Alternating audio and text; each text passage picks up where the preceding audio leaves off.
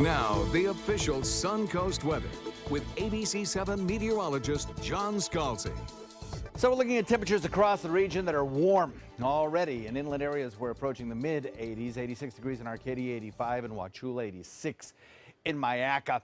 Closer to the coastline, just a little bit cooler, but not significantly so. 83 degrees in Sarasota, 84 at Longboat Key, 85 in Inglewood. We do have an 86 in Venice and an 85 in Bradenton, 85 in Parrish, 86 at Lakewood Ranch. So we still haven't quite got the sea breeze going yet.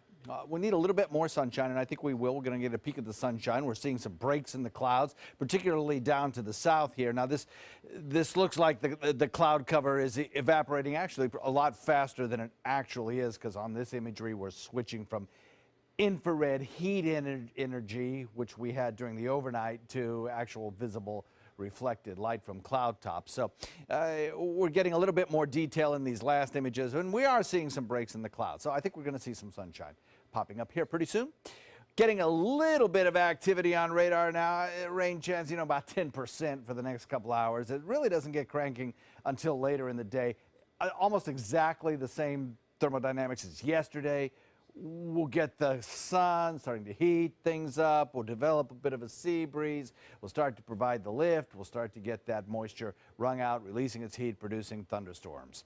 Right now, just light stuff, the kind of stuff that intermittent windshield wiper kind of thing. We had that this morning a little bit in basically the same inland areas, and we still have some of that ongoing. No big deal. I think if you have to be out and about on the roadways this afternoon and you don't like driving in thunderstorms or rain, you're probably okay for the better part of the next 3-4 hours.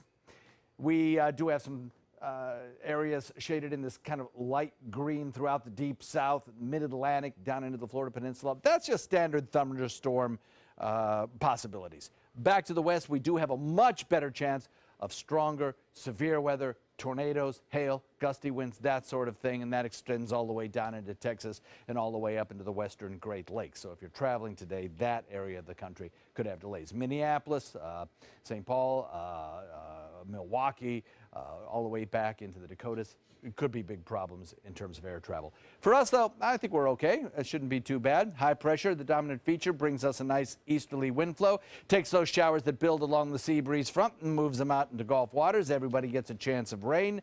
Sun-cloud mix, afternoon thunderstorms, warm and humid. Taking a look at the tropics, well, we don't have a whole lot going on here quite yet. Back out into the Atlantic, you'll notice showers coming off the coast of Africa.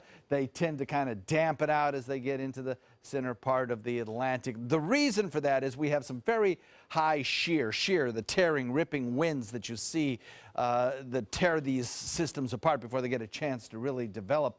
And you can see that indicated here by the red. Well, with time, computer models are suggesting that areas in Gulf waters, we talked about this yesterday, will start to decrease in the shear and provide a better chance of development.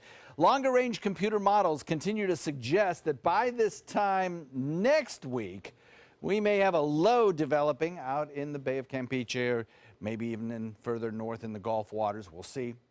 Could become a tropical storm. So if you haven't made your hurricane plans and got your kit together, this weekend's a great chance to do that. Not saying that this would in any way impact the state of Florida. Not saying that yet. Could, might not develop. But the big three computer models that we use to forecast long-range development during the tropical seasons all have been consistently prognosticating an area of low pressure developing there. So that's worth noting. Over the course of the next several days, we'll see good rain chances carrying us into the weekend, maybe a little bit lesser rain chances. Then we'll pick those rain chances back up next week. Back to you, Scott.